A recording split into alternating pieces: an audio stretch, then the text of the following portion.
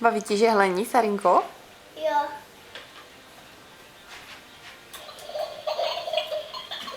A palí žehlíčka? Jo. Jsi opatrný, že?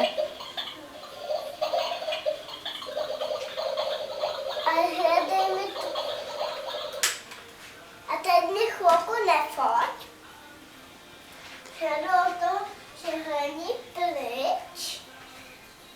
Ale pálí to, nešahej na ní. Jo? Nešahej. To musí jenom mamka, jo? Mhm. Jo? My. Dobře. Jestli to budu něco najdu, co s tím, něco s tím peknem musím udělat.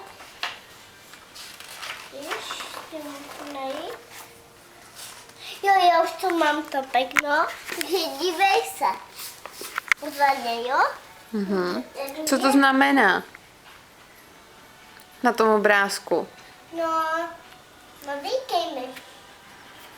Co znamená. To znamená, že ta holčička má šahat na žehlící prkno a mamince na žehlíčku? No? Jo, nebo ne? Jo. Co jo? Má tam želící. No, a co s tím žehlícím prknem má ta holčička dělat? Se ho zhodit, že? No, a co se může stát? Pálit. No, a co by se potom stalo, když by se spálila? Musela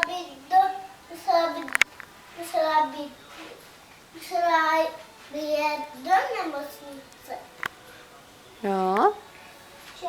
no, Ale to nezavažu